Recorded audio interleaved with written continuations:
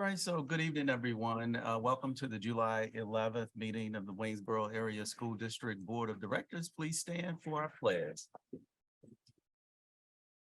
I pledge allegiance to the flag of the United States of America and to the republic for which it stands, one nation, under God, indivisible, with liberty and justice for all.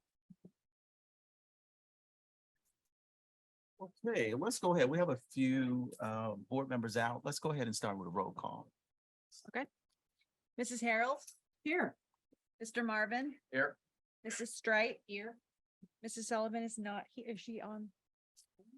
Mrs. Sullivan just joined, Mrs. Kuzer.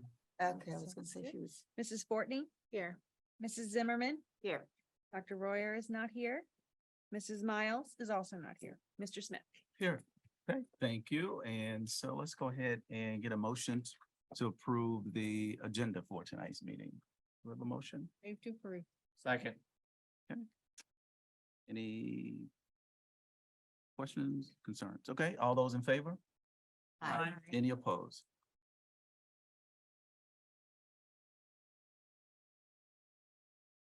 So we move to the approval of minutes from our last meeting.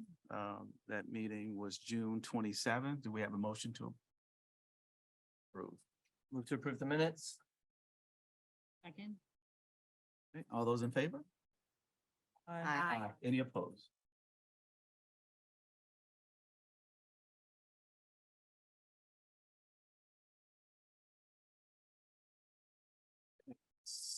Now we move to our superintendent's report. Dr. Smith.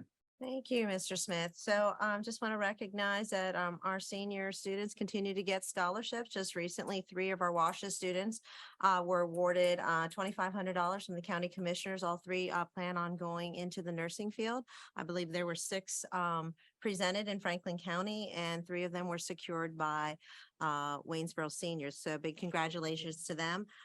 In the slideshow prior to the board meeting, you did see photos. Debbie Jacobs and Catherine Myers were both honored locally by the American Legion here in Waynesboro for being outstanding educators and contributors to the community. And I'm happy to report that our student who had received the heart transplant is now officially home. So great news. So thank you. Thank you. Okay, and we don't have any public comment. But I can't connect, Ms. Kuzer, so any votes, let's check your network connection, which apparently I don't have, just FYI. I don't know if anybody else. did. I Okay, did. yeah, okay. All right, no public comments. So we move down to presentations. We have one presentation tonight, and that's the Lincoln Health and Wellness Center. Yes, sir, very much. If I can just Welcome. introduce, Mhm. from Proactive MD today, we have Abby Russell and Troy Corley here. They're here to present on the Franklin campus proposal of the Health and Wellness Center. And obviously, this is an active center currently in both Adams County and York County today. And I think you're very familiar with it, obviously, Yes, Mr. yeah. Smith. I think you've had this presentation, maybe even by the same individuals possibly. So May I ask a question before they begin? It shows that we're gonna be voting on this tonight. Is that, no, ma'am, I think my understanding is we're not voting until August, I believe, the Well, first it- week in August. I've got this little gizmo that Mhm. says, That doesn't mean, that's just the information. That's like Yeah, the it's just- presentation. okay, Yeah. I'm Sorry sorry. for confusion. It's, Yeah. it's my negligence. No, my no, computer sorry. needs- Lack of my computer knowledge, sorry. It's, we're all on summer recess to a certain. Because I extent. did not want to have to vote tonight, so Yes, thank ma'am. you. You're welcome. Want to listen, yeah. Thank you. Mr. Smith, if we miss anything, please jump right in. I'm Troy. I work primarily on the employer engagement side, working alongside employers and integrating primary care into benefits. I'm joined by my friend and colleague, Abby Russell. Abby does a myriad of things, leads implementations, but she's been part of this project with LIU since the beginning and still stays involved. So it's fun to have her here to answer all the questions that I don't know the answers to. And so our purpose tonight, really, we just want to take a few minutes and answer questions, give an overview. I don't want to tell you what you already know, but if there are specifics that we can jump into, maybe for 15 or 20 minutes, make sure that we're using our time the way you want to use it. If you want to go a different direction, please do. But we thought that we would just introduce the partnership and give a little bit of a history, talk about our current locations and what the future holds in this area. Talk about the services and what is a health center and how is it different from traditional primary care, answer any questions around that. And then certainly we have some analysis that we've done that we'd be happy to share details or dive into and go from there. Anything you'd add to that, Abby? So quickly, who ProActMD is, and I owe you an apology. This slide is about a year and a half old, and I missed it when we put this slide deck together. But today, we operate around 75 health centers around the country. We're in 18 states today. A bulk of our business, 70% of our business is public sector, and we work with a lot of educators. And on a personal note, as a father of school-age kids, I'm grateful for what you do, and I respect the daylights out of what you do. Thank you. Well, we love working with educators. And then from a personal perspective, we've really built these primary care models specifically for employers, but really with the patient in mind. And as we talk about the services and what we offer, I think it's very unique to what you get in a traditional healthcare setting, because we've been able to build it based on how we want our own families to interact. And so our patient promises here, it's something that we use as kind of a North Star. We're only and always about the patient, and we promise to always fight for their greatest good.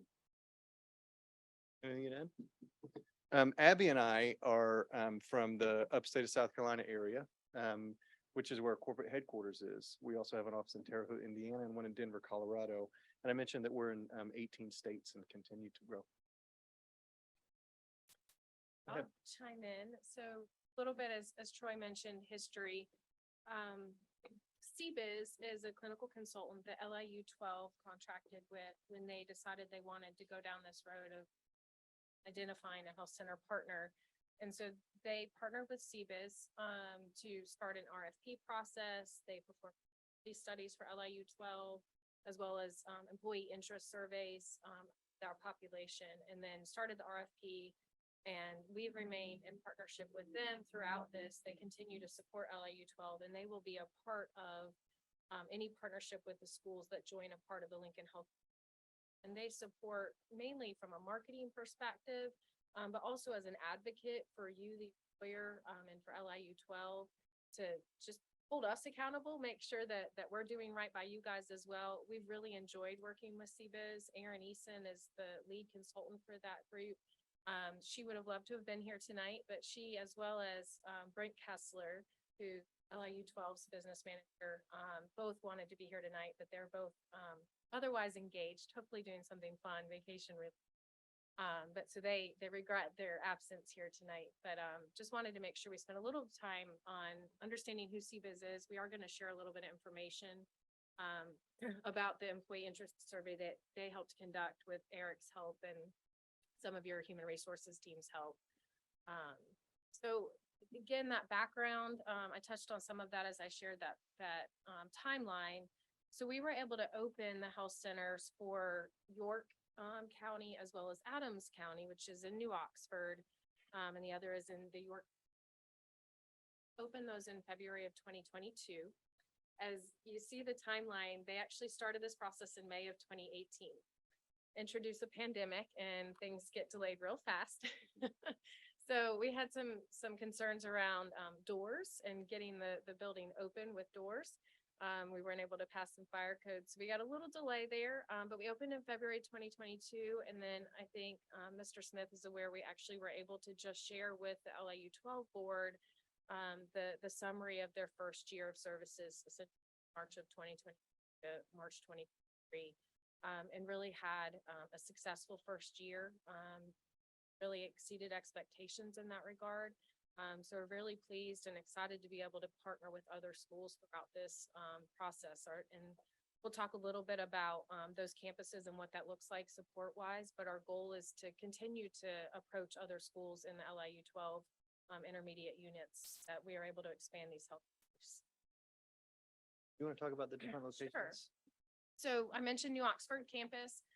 So New Oxford and York are both on site in their learning centers. They were able to find space at the learning centers to host those health centers there. Franklin Learning Center is a little smaller, so they've been struggling a little bit with space. So we've actually identified a space at the John Grove Medical Center in Greencastle. And honestly, it's been one of those that's been a perfect fit because of the John Grove Foundation. And they're really wanting to partner with the school district. They were very excited about the opportunity for us to be absorbing some of that space. So still open after several months of going through this process. So we're still looking at that as the ideal location to host the Franklin campus. One of the neat aspects with the Lincoln Health and Wellness Centers is that all the patients that are eligible to use any one of those health centers can access any of them at any time. So if you happen to live in Adams County and are closer to New Oxford, but working here, you can use the health center in Greencastle, you can use the health center in New Oxford. We also offer virtual services, which we'll dive a little bit more into that, which also means that if you can't get an appointment at 8 a.m. because it's full here in Greencastle, you could call and have a virtual appointment if York's open and see that provider with a virtual appointment. So it does create a lot more opportunity and available appointments because of those tendencies. There are some visits that we won't be able to do virtually, but we try to do our best to accommodate that. And a lot of that depended on LIU 12's population. I'm sure many of you guys know their faculty and staff are spread throughout all three of the counties. So we really wanted to make sure that we were catering to that population and serving, and just like you guys with your school districts, trying to find one location that meets every. Helpful to spread that out a little bit. So as hopefully we partner with other schools, we also look to expand the hours. And so the health centers are built with the opportunity to move to 40 hours or have additional providers there as well. So that is our goal as we gain new partners in this hours earlier in the morning, later in the day, more days of the week. Questions so far? To give an overview of the benefit, I asked this question all over the country. I'd love for you to think about the last time that you interacted with primary care. If it was maybe an urgent care or primary care provider, OBGYN, and think about what that was like. And for me, in a traditional setting, this is what I hear all the time, but I can relate it to my own experience. I drove a long way to visit a physician or a nurse practitioner. I waited for a really long time, 45 minutes on average across the country. I went back into the exam room. I waited for another 15 or so minutes. The provider came in. We had 7 wonderful minutes together, great provider, love providers. And then they were gone. And that was my interaction. And that's pretty standard across the country. As we have built this primary care solution, we really believe that primary care is at the hub of helping people change their healthcare trajectory. Having a relationship with a primary care provider has dramatic influence on an individual's health. But 7 minutes with a primary care provider each time you interact, it's a hard time squeezing it all in. And so as we've thought about how can we bring this model to patients and employers, it's really been focused on what's it like to sit on the other side of that interaction. And how can we do this and be a medical voice, a clinical voice in these folks' lives? This health center is really designed to be a medical home.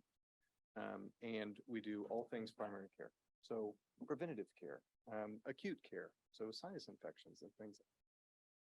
Patient advocacy, we can help patients navigate through the healthcare system. We can help them find the highest quality providers available to them, make sure that they're seeing the right provider. Interestingly, our model, we work directly for employers. And so our billing model is different than what you would see in a traditional healthcare model, which removes most of the administrative work that happens in healthcare, which gives us time. And in this setting, time is on our side. On average, our appointments are 20 to 30 minutes, depending on what you come in for. And it's a lot of this. It's a lot of face-to-face interaction and checking on how you're doing. And I think a lot of us know this isn't a new concept. It's actually an old concept that has changed over time. And I was delivered by a primary care physician. Remember those days? That was a long time ago. They used to be cradle to the grave. They used to really know your whole family and kind of what's happening at work and at home, and could address you as a whole person and not just by your symptoms. And that really is the goal and the aim of what we've built here. Would you add anything to that, Abby? I think that a couple things to highlight on this slide that really was important to LAU 12 and is something often here is privacy and confidentiality. And I think times when it's an employer sponsored health center, there is that concern that is my employer getting my information? And so we spend a lot of time educating our patients and making they have confidence their information is secure, is not shared with their employer. And so it's a part of our questionnaires that we ask. Once you visit the health center, we ask that you complete a survey and talk about your experience. And so that is encouraged. And one of the questions that is asked in that survey is, do you feel that your health information is kept? Just to, again, reiterate that confidence to them, but it's also, you'll find it on the website, you'll find it in various places. Because that is, I think, common concern across many that environment when you put a health. Comments, questions? I think we've talked a lot about a lot of the services. Some of that I would highlight. Abby mentioned virtual care, and so having access virtually to your provider. And can you talk a little bit about mental health and the structure around that? Absolutely. So one of the big reasons that Aaron Eason with CBIZ shared with us, Proactive MD, of why we won this opportunity to serve you guys in LAU 12 was our patient advocacy model. And a big piece of that is, as Troy shared, is that role in the patient advocate is really helping them navigate the healthcare system. And so we do partner with your local health systems. Obviously, we can't handle all of your health needs, but from wants primary care, they needs to expand to a specialist, things like that. The patient advocate walks alongside that patient through that process. They help with scheduling. They'll go to the appointment with you. Let's say, heaven forbid, you're diagnosed with cancer and you really would feel more comfortable having somebody else there with some knowledge and expertise in that. They can go with them. They're there to support and make sure, did you get all your questions answered? Help you with questions to bring to that appointment.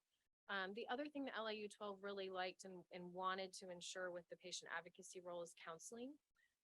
So getting a licensed clinical social worker is someone who we're looking to provide counseling services as well, particularly for LAU 12, but I think for any teacher, and having been a former substitute teacher, I can relate that behavioral health services become a big priority. So we are able to provide counseling there at the health center through the patient advocate. They're very general knowledge, but it really is that first step with the limitations we have throughout the country with health and counseling.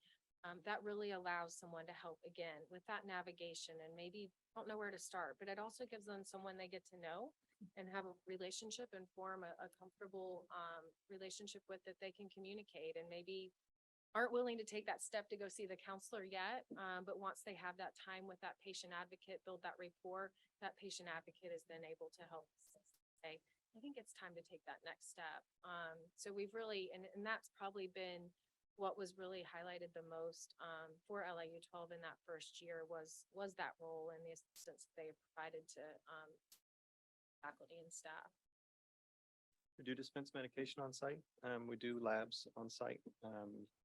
And then Abby mentioned just navigating care outside of primary care. That can be your go-to for that. I'll pause for any questions or comments. If I were seeing a counselor, I see the same counselor every time. So for our patient advocate, it is one person today that could potentially grow again as we bring in other schools.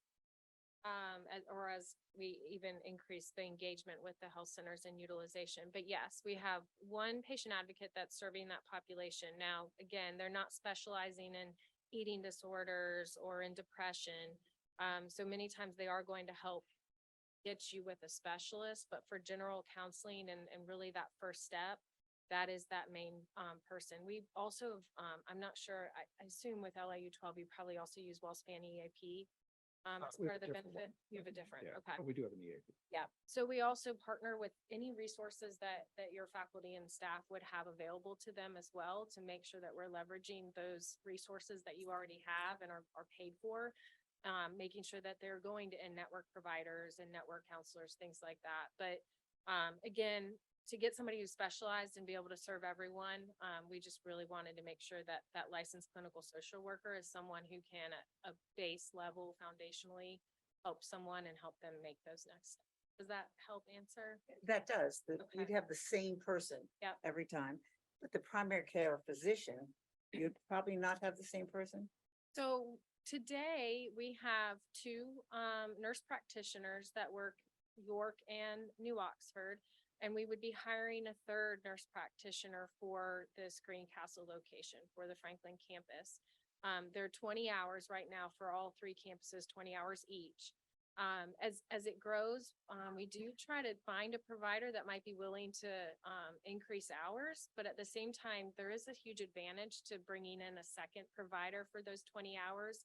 You get more choice, more selection. You could potentially get a different gender, things like that. So we really are open to whatever, but we would offer that if we had to increase hours, we would offer to that provider that's there if they want to increase hours, or else we'd recruit hire for an additional provider to add more hours. Any others? And they do try to cover for each other as well. As another thing we try to do is that they provide their own backup. So actually the York provider, she's going on vacation next week, and the New Oxford provider is going to cover some of those hours. So that way too, you're not getting, and we have some PRN folks as well that come in with care, and we try to bring in any of our PRN folks that cover on a more regular basis.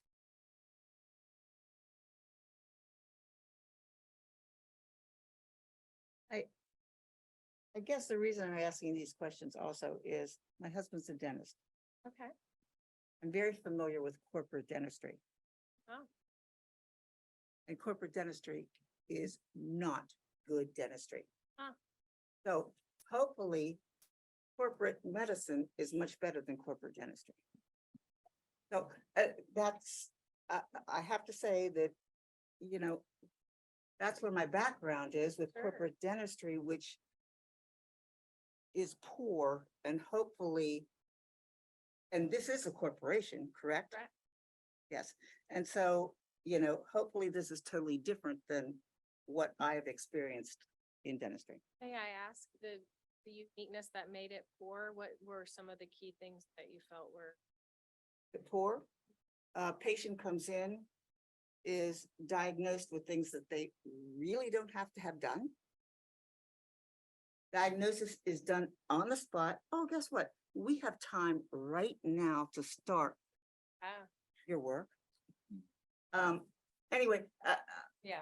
I realize I'm talking to the public right now, so I'm not gonna go any farther. I'm just saying that, you know, and I've seen work coming out of corporate dentists because they are pushed to produce. And I would say, Ms. Zimmerman, I don't know anything about corporate dentistry. I know a lot about primary care, which I hope is good news for us here. Yes. Our model is, it's not volume based. We don't make any more or less money based on how many appointments we see. Okay, and that's Mhm. that's good to value- hear, because that's one of my problems with the, yeah, good. I think It's volume. sometimes when you talk about, you know, employer or school sponsored care, there's this idea that it's a tactic to limit care. It's actually the opposite. It's a tactic to maximize care. So that you have access to a provider that can do what we call broad scope care. If it makes clinical sense and financial sense, we want to do it in the health center. Again, the way that it was 20 years ago, when doctors and nurse practitioners, they did a lot more in their practices than they do in the community. And I don't know that we have time for me to get on my soapbox and tell you all the reasons why that is. But they're not with the patient in mind. And our health centers really are built for, we charge a flat fee, and you can come every day if you want to. And we don't make any more or less money, whether you come every day or come every month. I was saying, Thank like, you ever see the movie Doc Hollywood with Mike, Sure, Yeah. yeah. like, kind of like that, right? You know, Michael J. Fox, this big LA guy going, you know, ends up in a small town.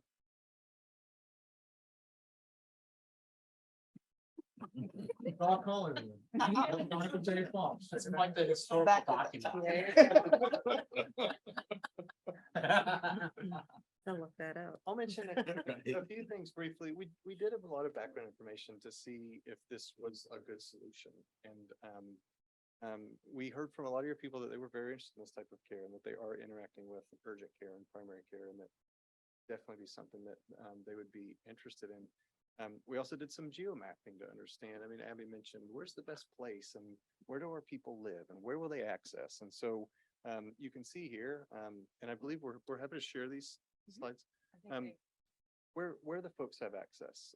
And Abby also mentioned just the virtual component of, even if they're not in proximity to the health center, but they need an appointment urgently and there's one available, another one, they have access. Sure. Go ahead. I'll do it. So wanted to explain, and I think to Ms. Simmer's comments, Troy touched on this, is it is a fixed fee. So it is a fee based on per member per month, and the per member is technically your employees. And okay, it does say per employee per month, and so all employees are considered eligible participants. So your fee is based on all eligible participants, technically whether they use it or not. But again, to your point, that kind of keeps things clean and easy, and really there's no further incentive in that sense. We do have an increase built into this when utilization reaches 50%. So when we find that 50% of the population is using the health center, that's when we know we might need to be adding care team members. And so we will have an increase in that PEPM rate. And then that's on LIU 12 and Proactive MD to staff more providers. And that really is, again, making sure there's appointments available, making sure that they're getting the time that they need. We're not trying to crunch all of a sudden 10, 15-minute appointments in there because it's getting so busy and there's no money to staff an additional provider. So we do that up front to provide for that. We also do, Troy mentioned the labs. So there's a formulary for labs as well as pharmacies, dispense meds on site, and we offer labs on site, and those are at no cost to the employee. If Waynesboro chooses to it that way, but typically a lot of our models, the service is offered at no cost to the employee, and they get their medications for free on the formulary. It is limited, and it is generic only, and then labs as well. So we have a small list of commonly drawn labs that are included in the cost as well, and then any labs over, it's really a $15 mark, which is probably shocking. When was the last time you got a bill for lab work that was like $15? But we pass through all of the cost of the meds, the cost of labs at our cost, direct pass through, and is us by the partner employers. And employees can come in, have those labs drawn, and we welcome too, again, partnership with the community. You want to continue seeing your primary care physician in the community, but you need annual labs once a year. We're happy to draw those labs in the health center, and we'll make sure that your provider gets a copy of those. So again, as much as we can to help aid with that prevention, I think that's really the key that Troy was hitting on. Want the employees to engage, the dependents, that rapport, know someone that they're comfortable with, talk about those concerns, manage chronic infections, and not be afraid of going to the health center or waiting to go to urgent care until it's too. So really creating those opportunities through this billing model. There is a buy-in that we're asking all schools to pay in, and I say we, and I'm really talking on behalf of myself, Proactive MD, and LIU 12. So LIU 12 is hosting, just like they did with York and New Oxford. They opened those facilities on their own. Franklin, their population here at the Franklin Learning Center is quite a bit smaller than York and New Oxford. So they are looking for a partner to get the Franklin Center open. And so in doing that, they're going to cover the construction costs, the upfit of the facility with medical equipment, supplies, all of that. There are going to be some renovations to that center at John Grove Medical Center. And then the lease of that facility. So LIU 12 is covering the base of that cost, and then as partners join on, they pay a buy-in, which is $55 per employee population, eligible population for 3 months. And so it's just a one-time fee that is charged to every partner district at the start. And that really, again, gives any school that partners at that point access to everything we've just. The next slide really just wanted to give a high-level view of the feasibility study that we ran for Waynesboro, and we've done this. As I mentioned, CBIZ did one for LAU 12, and then we also had one that was done on our behalf for LAU 12. So we were able to get claims data from Highmark. The Highmark shared claims data. The claims data is from in the really small print up there that hopefully in your versions you can drill into a little bit better. But the claims data is from 2022. April or May 2021 to April 2022. So little dated at this point in 2023, but again, looking at a full year's worth of claims data, we were able to assess potential cost savings by encouraging people to use this health center, keeping them out of the ERs, keeping them out of urgent cares, and encouraging them to be proactive in their health care really are the ways that we assess cost savings, cost avoidance. We do not look at, we actually assess it in our feasibility studies, but essentially a cost avoidance for missed time at work. So we do a small little nominal assessment of that, but that's not calculated in any of our savings projections. But that's often a very much a realized cost. And I think for a lot of our school partners, for them, that's one of the big is substitutes and trying to get substitutes, allowing a teacher to get away for a quick visit, have a virtual call, whatever it may need. And that's one thing, we had that call actually, that question at the LIU 12 boards meeting about the ability to work with the teachers when they need to get away. And so our care teams have been tremendously understanding throughout that. Again, we can't mandate how they approach care per se at that level. But if a patient calls and says, I just really need to be, I have 30 minutes and that's all I can get away from class, run in, let's get the test, let me do an exam, and then we'll follow up with a phone call and get. So they really try to accommodate your faculty and staff's needs in that regard, which warms our hearts, I think, from an administrative standpoint, that our care teams understand our model and understand our mission to serve those patients. So the main highlight here, we were able to break down the PEPM cost each year. So we did do some estimations of inflation, that sort of thing, just to be real about it and not have a flat rate throughout those 5 years. But the fact that there's a return on the investment in year 2 for Waynesboro, not unheard of. We do see some clients, and a lot of that is cost of healthcare. Pennsylvania's cost of healthcare is pretty high compared to a lot of the rest of the country. There's probably about 3 or 4 other states where we see these types of numbers. But a lot of that is really based on that cost of healthcare here in this state in particular. But to be able to see that return on investment in year 2 really highlighted the opportunity there. What questions can we answer, or comments can we come to?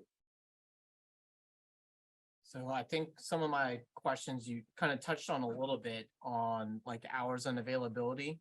Because I was looking at the hours slide for your New Oxford and the York campus. And it looks like there's some of the hours are like right in the middle of the school day.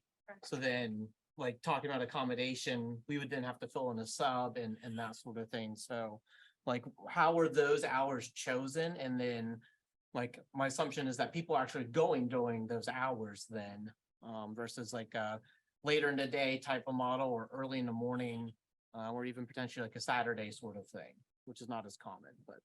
Correct. And CBIZ played a huge part in this decision with LIU 12 on just deciding those hours. And we've made one adjustment just at the year mark with the hours, but the adjustment was not to increase the hours later or even add weekends. We do have health centers that have late 6 o'clock, 7 o'clock appointments available or weekends. But really with the surveys we did with LIU 12 and even with you, the percentage that we're really asking for evening hours or very early or weekend wasn't as high as what we've seen with other surveys where we really felt the need to add those hours. What we do also see is we get a lot of employers who say, we want Saturday hours, we want evening hours, and then 6 months in, they're not getting used. Because honestly, at the end of the day, people want to go home. They're not trying to schedule their annual appointment. And when you're sick, you need to be seen quickly. And so it's not planned and they're just going to want to get in when they can get in. And a lot of our sick visits really can be handled virtually. So a lot of our patients are doing those virtual visits and then planning those annual appointments and basic chronic care management. Obviously being open to dependents as well creates some opportunity where some of those hours are being used by dependents during the day. But really for the faculty and staff for LIU 12 throughout the 3 counties, our utilization which really was great for the first. And it honestly, it was about and quickly. LIU did allow them. Ended up having this discussion, but it gave them kind of a free 30 minutes to basically break free. In some of that was just backfilling with other teachers, things like that, without any kind of. And then they were able to use planning. Try to accommodate that. We do see good utilization despite those that aren't in the learning. And I would just add, appointment times and utilization is something that we watch, month over month. And so when we see, hey, there's a lot of people that are requesting appointments at this time, we pay attention to that. And so, when we set a schedule, we want to set it for when folks can come see us.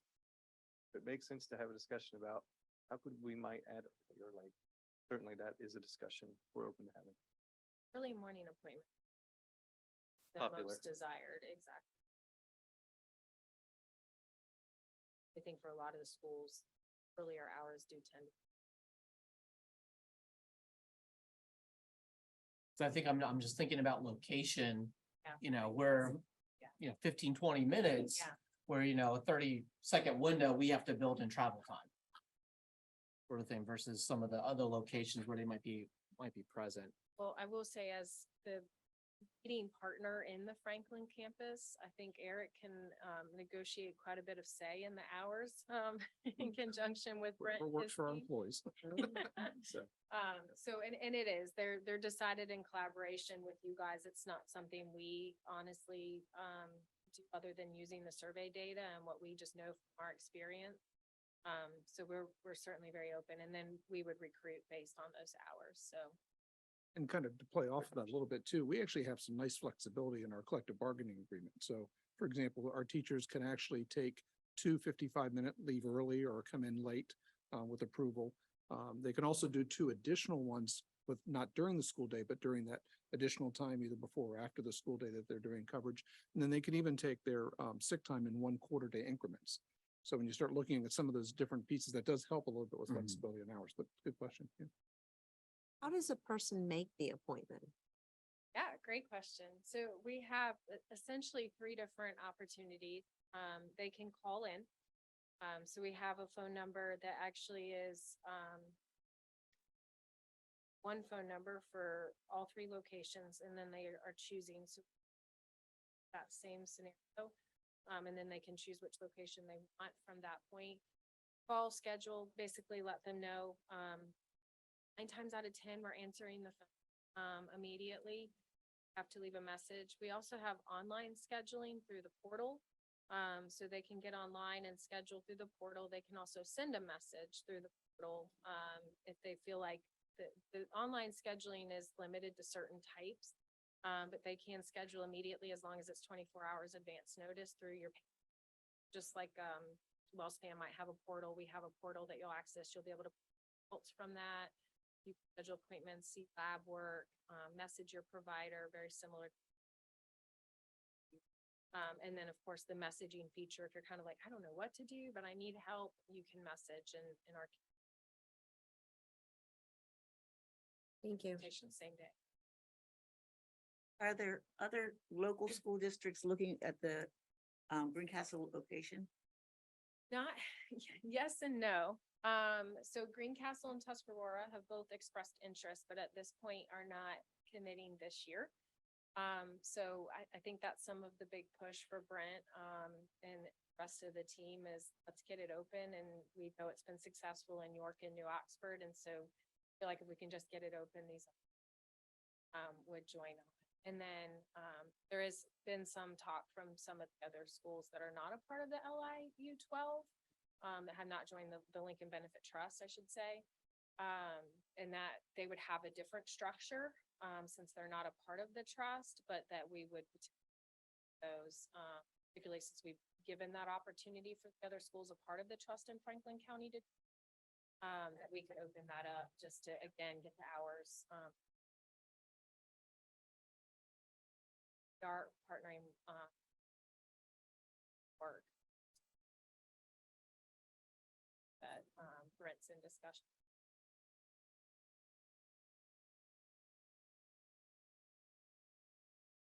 These might be for you, Dr. Holtzman.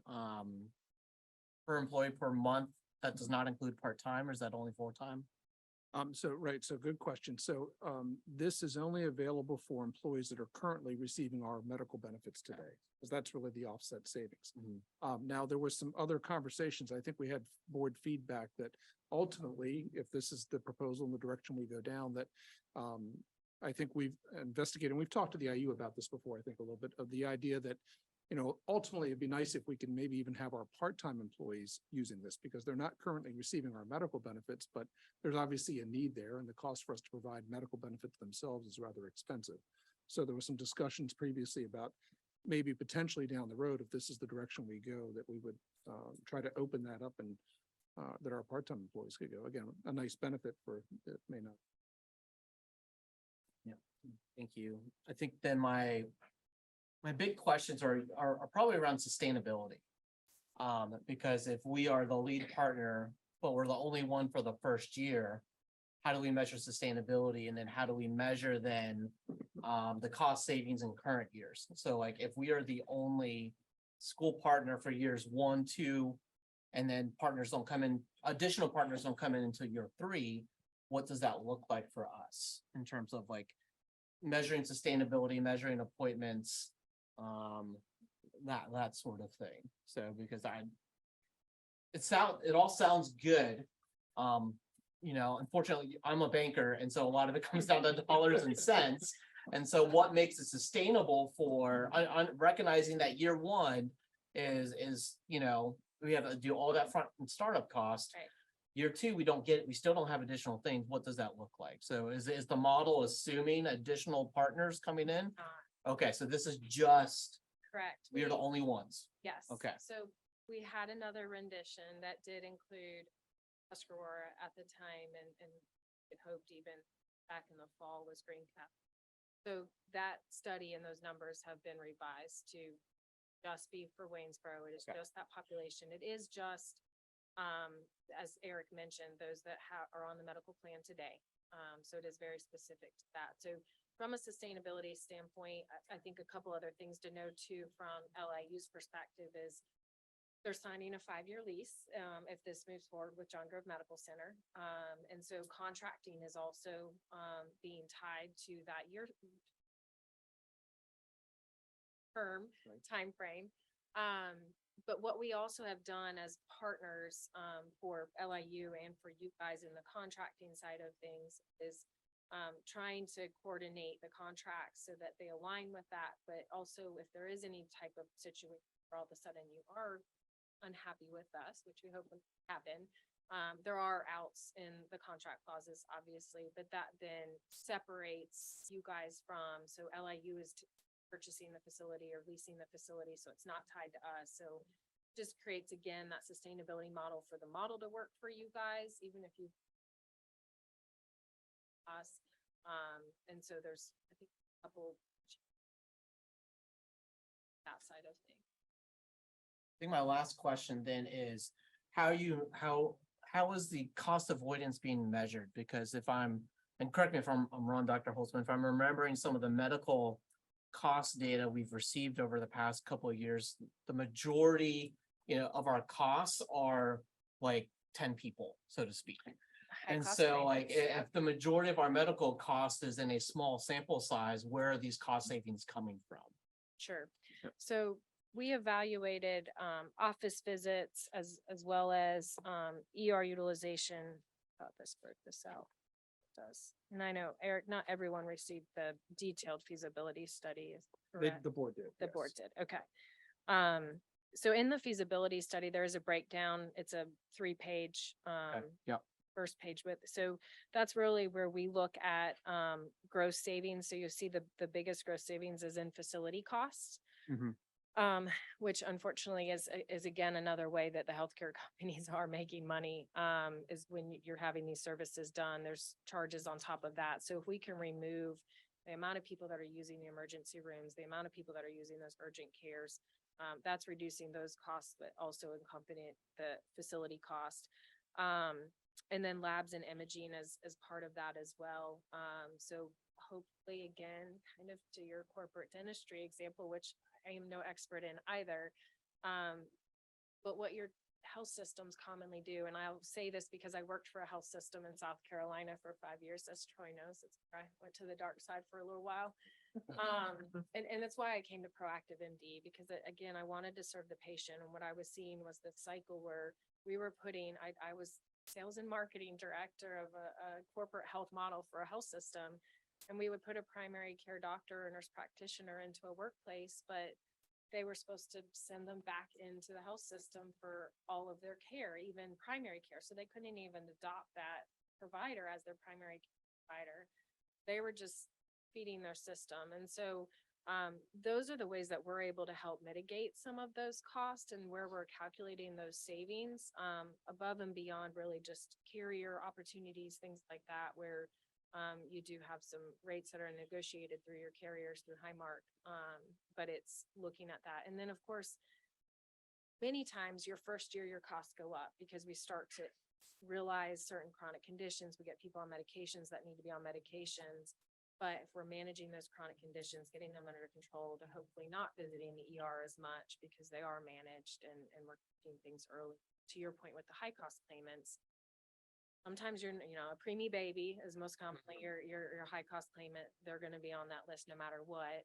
Again, hopefully we are working with those mothers and making sure that they're taking vitamins, things like that. But that is a piece of it, but there's some things that we're not going to be able to avoid. And again, that's not carved out from our analysis. Those high cost claimants are included. Long roundabout. No, thank you. No, it makes sense, but yeah, Okay. and Mr. Marvin, very numbers oriented, which I appreciate. I- I truly do. I'm sure the rest of your board does as well. Honestly, yeah, That's the absolutely. And resolution. But good question, because he's picking up on the fact that, as we've talked before, 1 to 2% of our employees drive, and it's a different 1 to 2% of our employees in Independence drive about 40 to 50% of our healthcare costs every year. And so obviously there's savings, but it's probably not going to be associated with them as much. It's just because usually those are very high level services that most likely we're not set up here to provide. So this is looking to help mitigate those common, frequent, and drive those costs down over a longer period of time. And possibly, and again, possibly if they're getting better healthcare, maybe they'll spot and catch something earlier on. I mean, that's obviously the ultimate goal, is if you can catch something when it's much earlier on in the stages versus later. And we find that with establishing that relationship, right? So when you find a provider that's that same provider that you build a relationship with, you're more comfortable feeling in your breast, something to that effect that maybe you're avoiding, and we're reminding you, you've got to get your mammogram, it's time. The other thing with high cost claimants is majority of the time, 50% of those high cost claimants are dependents, which is another reason we're always glad when our employers want to include accessibility to the health center, because again, many of them are not taking care of them, aren't employed. And so that having that opportunity to is something we're passionate about, because it is about family health, and one person doing the shopping, one person making this to have both of them at our health center or all of them, we have better luck too. Stop asking about numbers. You're saying like a new guy or a lady who just hired at Waynesboro Sports. you know, is looking for a doctor, doesn't have to find one, they can just come to.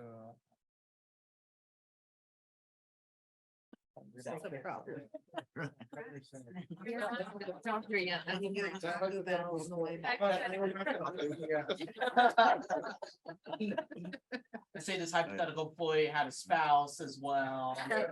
Moved in the area. We're just moving here Thursday. Yeah. You'll never hear the message that we're not taking on new patients. Okay. Mhm. Any other questions? Dr. West, who heads the LIU, did give the board a tour of the facilities. Very nice. And generally what we've been hearing is the feedback from employees is very positive feedback that we've been hearing. So thank you for your presentation. Thank you so much for your time. Thank you. Hey. Okay, so moving down to, let's see, board reports. Anyone have anything to report?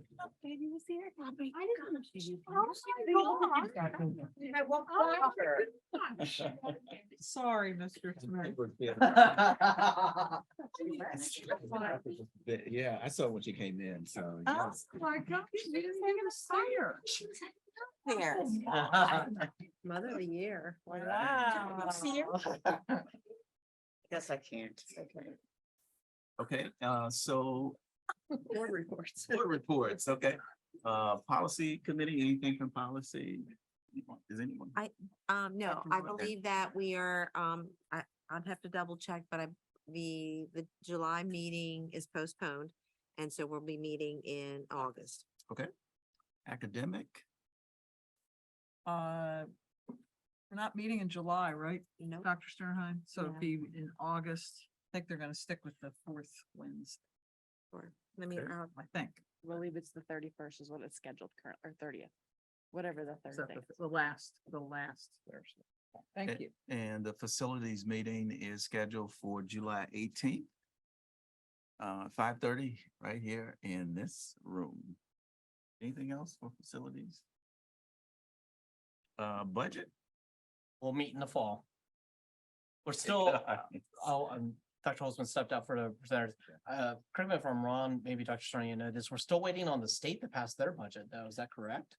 yes, so I had an announcement regarding the passage of the budget that I was going to share later on. but- So it's still pending. So public education is getting the second largest budget boost in PA history with an increase of 717 million in basic education and special education. However, despite the $13 billion state budget piggy bank, the Commonwealth Court rectified the state's unconstitutional public school funding system. So I think things are still pending. It's definitely in the works. I believe they're essentially waiting for the possibility of a line item veto by Governor Shapiro regarding what is referred to, I guess, the lifeline funding for that was incorporated into, I believe, in the budget in the House. So more to come. Lots of exciting news. And again, like in essence, I think what we're also waiting for is the potential ramifications of the way that the school funding lawsuit is going to pan out, but we also recognize that we will probably not see that until 2024. Yeah, so I'll just make this quick from a general public budgeting perspective. Notice that we had to pass our budget, not knowing what the state was gonna give us. And we had to pass a balanced budget, and we did that back at the end of May. So that I'm sure everyone enjoyed getting their tax bill in the mail this past week. I got mine. But that's just the timing is not always convenient for school districts as they are putting their budgets together versus what the state and what they're gonna put when they finally pass their budget. So a lot of times it is up in the air. And so very thankful to Dr. Holtzman and his team for putting the numbers back together at the beginning of the year. So essentially, the budget has been bounced back to the Senate as they signed off on the budget prior to going to the governor's desk. Senate has currently not responded to this task, stating only that they're coming back in September. So more to come. Okay, All righty. Which means it's good that we have a healthy general fund balance Right. to balance all of our costs when the state is in a position to cut any checks. Yeah. So. Thank you. Okay, so let's move down to personnel. Dr. DeShawn? Yes, good evening, Yes. everyone. We have a number of recommendations we'd like to make, starting with Ms. Kristen Zaruba from the middle school to the high school, placing a teacher nine, Uber or not, I've been seeing her in action. Had some conversations, but amazing to see the reading, writing, thinking, cross-curricular things that she does across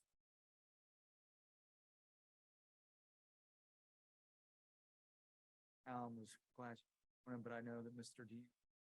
But nonetheless, we got somebody to take over from Mr. Ruba. That's another one down the road here. So appointments, we have the four pillars that Dr. Sternheim's been working on breaking up the four pillars, putting kind of like a chair to oversee each of the whole first choice initiative with careers with Mr. Hoffman, whole child, States and Stephanie Banky doing support with that, and academic being Dr. McCallum, and innovative learning being Mr. McCray, who actually just presented ISTE con, kind of a big deal in the technology world.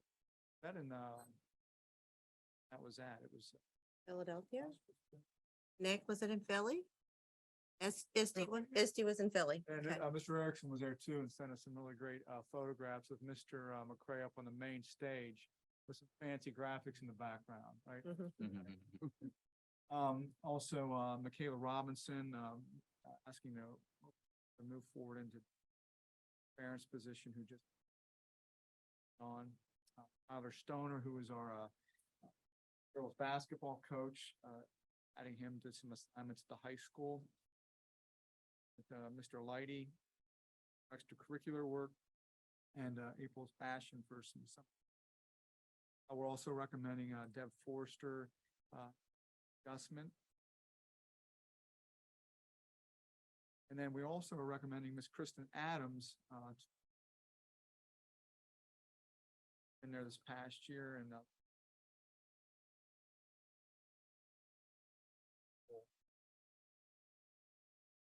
get a lot of candidates for the position, but he's applying and openness, checking out Waynesboro.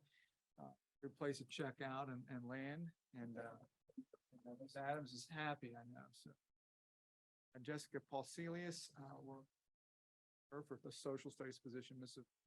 up to CVB. Lambs, and then we have Caitlin Becknell, moving special education. We have another one still open yet.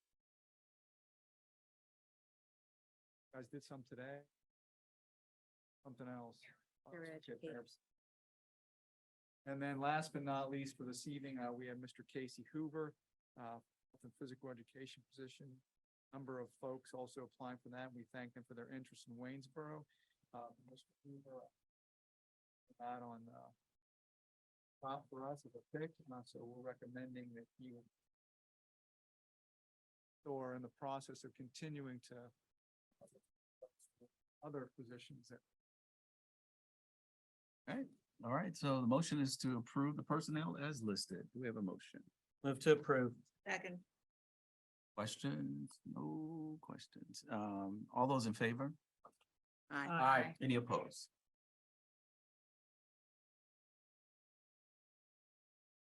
Okay, and next, we just move, this is just a discussion of a TSI review and who will do the honors. Dr. McCallum, if she'd like to. Dr. McCallum? Yes. Dr. McCallum, would you please come to the Come on microphone? down. So in 2018, the high school was designated as a targeted school improvement school as a result of 3 different areas where we did not meet the target for the Every Student Succeeds Act. So this is the way that Pennsylvania has implemented the federal law. So we have to do an improvement plan for that. We did not exit in the 2021. But nobody else did either. Across the entire state of Pennsylvania, no one exited. So the requirement, because we are an ATSI school, is similar to the strategic plan, that you have to review it and have it publicly available for 28 days before it is finally approved. Worked on this with our brand new WASH's leadership team of teachers, as well as the partnership that we have going with the IU. So it's an information item. If anybody has questions, I'm happy to answer them. Very similar format to the strategic plan, but specific goals for us in the areas of special education, performance, and big one that we're going to be working on this year is attendance.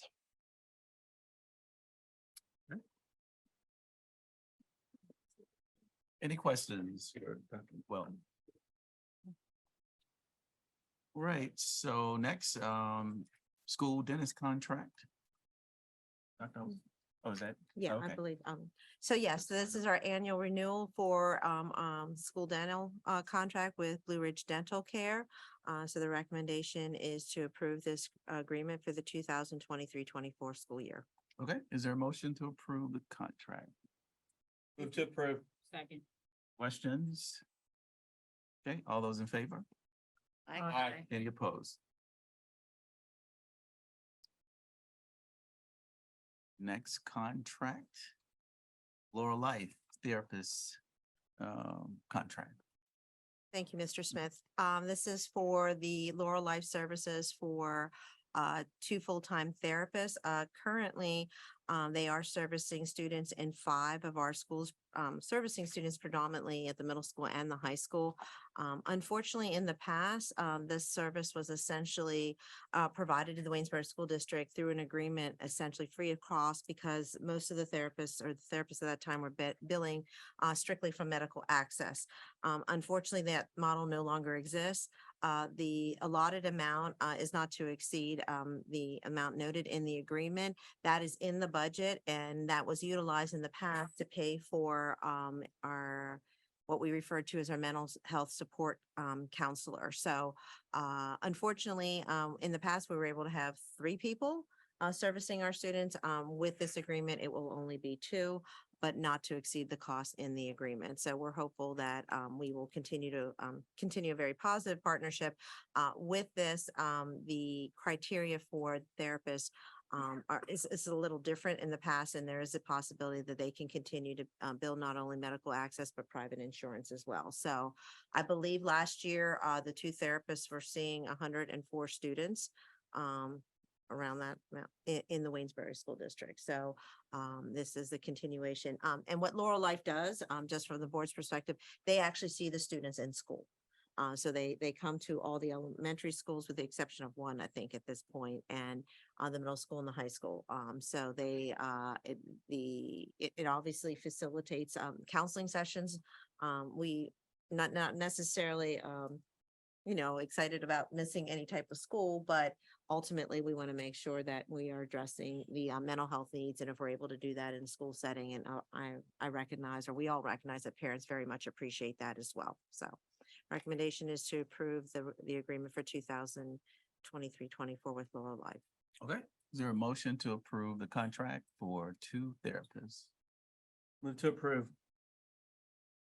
Okay, questions? Any additional questions, Dr. Sterling? Okay, all those in favor? Aye. Any opposed? Thank you. Next, we move to board meeting dates. I believe we have this correct. I know we went round and round at the last Yes. board meeting, in light of the fact that we had scheduled a meeting for during, I think what was referred to, is the election day. So we have recommendations there. We changed the dates to the 14th to the 28th, recognizing that, as a board, you can essentially decide to not have the meeting on the 28th or restructure the December 5th rather than having a reorganization meeting. You can have an actual meeting. So the recommendation is to approve these dates with the understanding that at any point in time, additional changes can be made. Back to so the motion is to approve the updated list of the board meeting dates for 2023. Do we have a motion? Move to approve. Second. Okay, questions or further discussion? Okay, all those in favor? Aye. Any opposed?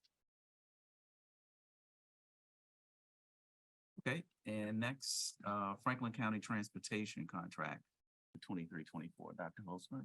Thank you, sir. This is the annual agreement. We have this every year with the county, and this is to provide foster care placement where we split the cost with the county to provide transportation for students in foster care. Again, the goal is typically, and it's really essentially part of the McKinney-Vento Act as well, to make sure the students are coming back to their home district. Okay. All right, so the motion is to approve the 2023-24 foster student transportation agreement. Is there a motion to approve? Move to approve. Second. Any questions? Okay, all those in favor? Aye. Any opposed?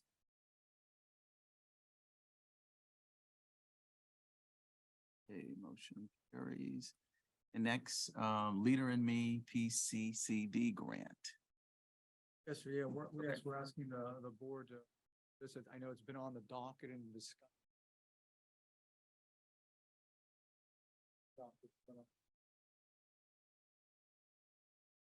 Investigation. Had the opportunity. And through various meetings.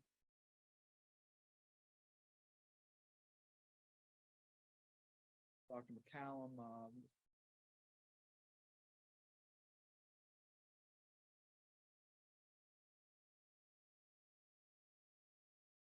bring along maybe, we're also on this, so up by the PC.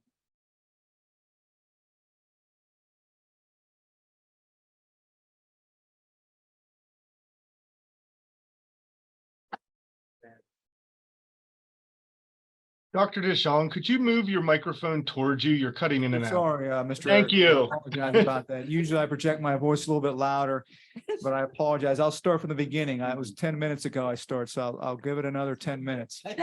No, I won't do that. Yeah, so we're just asking, we're asking, it's approval for the 3-year contract with hopes of continuing to move forward as we see how it progresses. Dr. McCallum's been already establishing a team, as well as I know Mr. DeAngelis has been, to get things up and rolling with this. So any questions?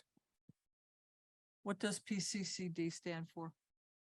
Pennsylvania, something delinquency, crime Crime and and delinquency, what is it? I'm- So basically, Mrs. Harold, it's, Crime and delinquency. I know that Dr. Sterner Hine and Dr. Holtzman have been filed for that. When I was in my other position, we did one, like it was open to all schools. Stephanie was It had- highly involved. And I'm sorry, Mrs. States also. So basically it deals with safety as well as mental health. So there was a component of, I forget how many hundreds of thousands of dollars available for mental health. Part of it has to go to a mental health component as well as physical safety. So you have to fill, it's actually a very tedious grant to fill out. And then there was tiered levels that you would need to make to actually get the money. There's tier 1, tier 2, tier 3, lots of back and forth between, and I can't remember the specific figures that our school received or not, but I'm gonna say 168, 67,598. something in that but it is somewhere in Okay. that ballpark. So remind me, every staff, professional staff is gonna be involved in this, correct? Or not? Who is like receiving the coach? I was reading about all the coaching and so forth. So the model with Leader in Me, which is the school-based version of implementing Stephen Covey's 7 Habits of Highly Effective People, is that in a perfect world, every single staff member would be trained. Custodial staff, cafeteria staff, professional staff, et cetera.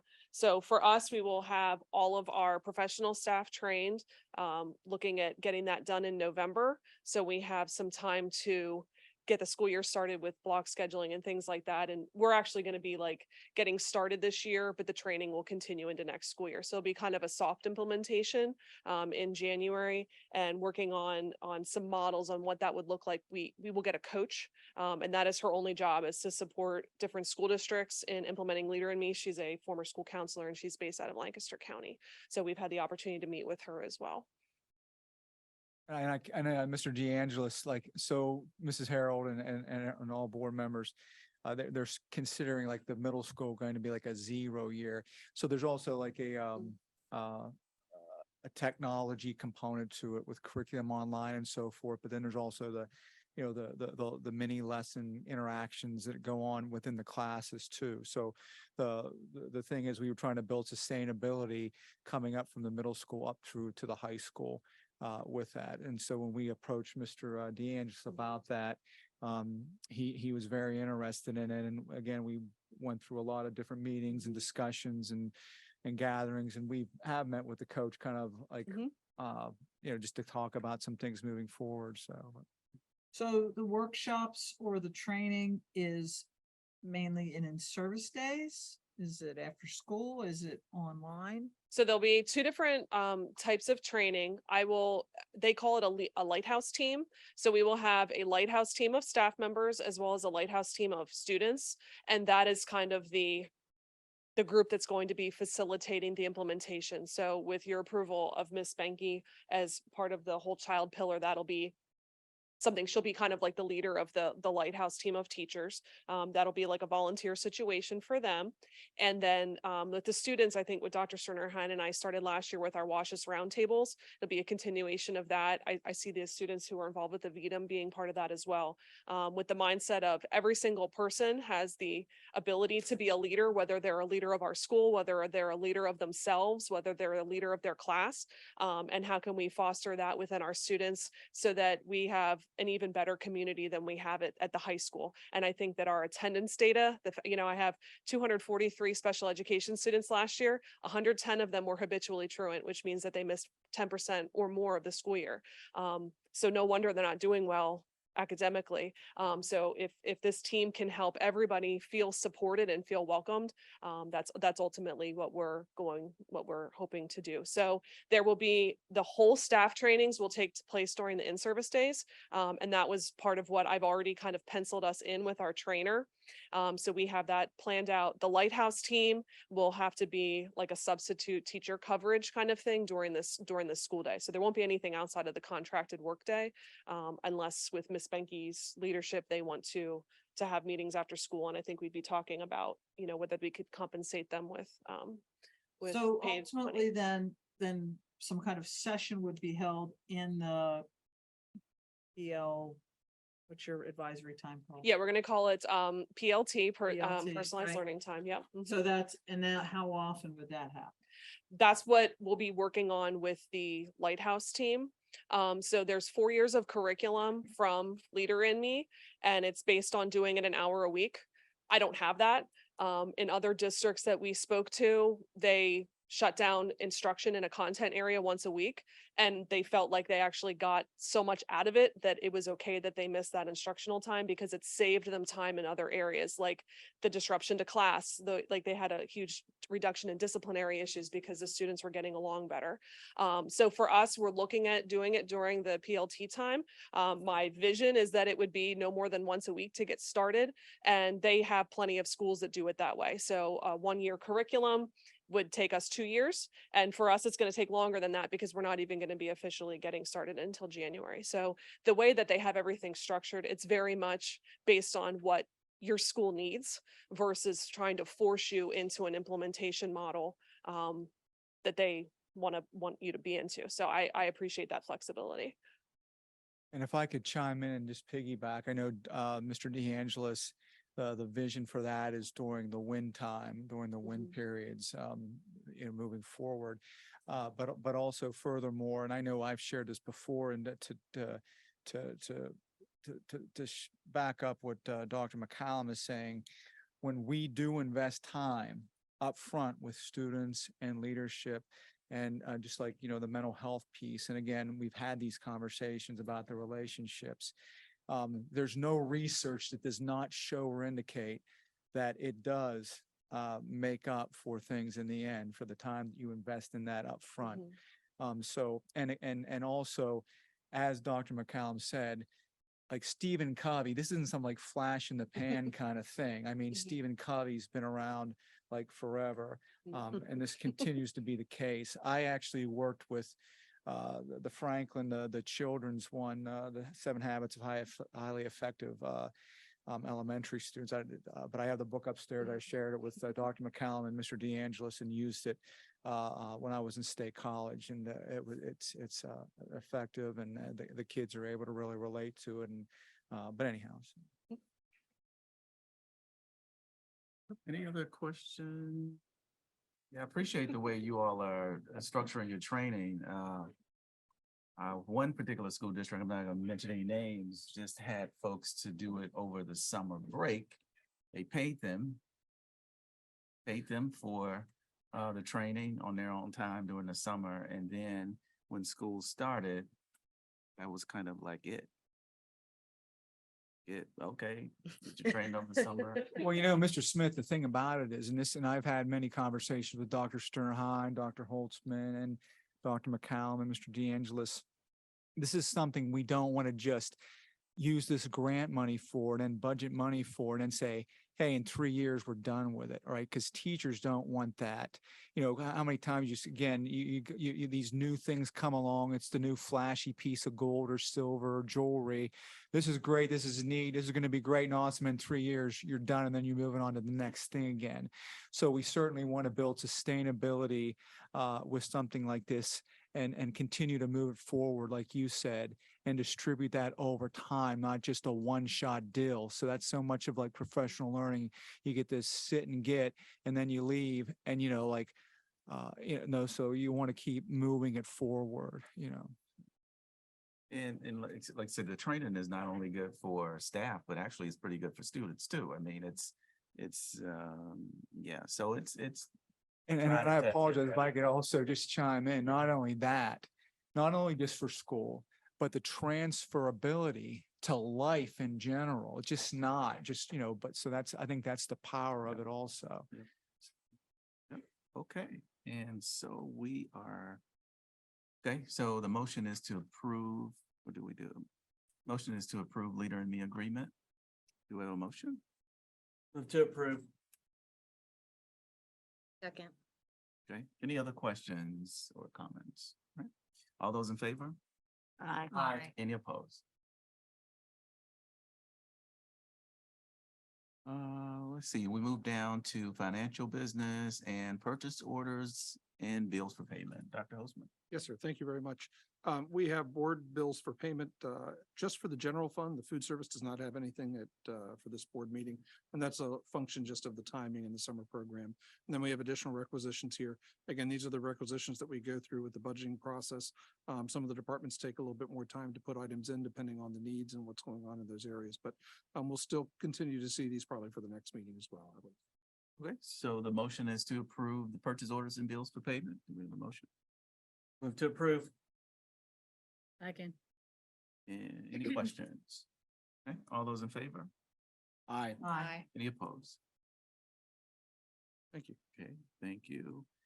And move down to our last portion of our meeting, Clayton Cabinet comments. Anyone? I'm good. Just that, to Dr. Dr. Holtzman? DeShaw's point earlier, we have a lot of people in the district that are just working really hard all summer long. So Absolutely. I just want to recognize them. They do a great job. So thanks for taking pictures today and Yeah. putting those out there, but we do. We just have we have a lot of people. In fact, I was talking to some custodians this morning, and they actually commented that the teachers, when they come back, appreciate it and actually, tell them that, and even some of the students as well. And so they do appreciate that. They appreciate the comments, and it's well deserved. So. Definitely. A lot of hard work. We have to go in and sort of do a deep cleaning in every single classroom. A lot of tape, a lot of gum. Oh, yeah, a lot of tape, a lot of gum. Yeah. A lot of gum, Gum. right, gum removal. Okay. Anyone else? Okay, any board member comments tonight? Actually, I would like to thank our state legislature, actually our House of Representatives in particular, for passing Bill 1422 for the cyber charter reform. And hopefully word gets out to our constituents what this means exactly for our school district, that the cyber charter schools are going to be upheld to the same standards as as all public schools, and since they're funded with public funds, that's my personal feeling, they should be upheld to the same standards, accountability, et cetera. And also, this still needs to pass the Senate, so. Which my understanding is probably not gonna happen until September, but anyway, I thank the House for going ahead and supporting this, which I think is going to make a big difference for public schools. Thank And you. very possibly for improvement in cyber charter schools too, because they're gonna be accountable to the same standards as we all are, That's the hope. which is gonna benefit all our students. Thank you. Any other comments? And The executive Exec- session okay. discuss personnel. all right, so can we get a motion to adjourn? That's all we have for it. Move to adjourn. Second. Okay, all those in favor? Aye. Any opposed? Okay, and after this meeting, we will be going into executive session. Thank you.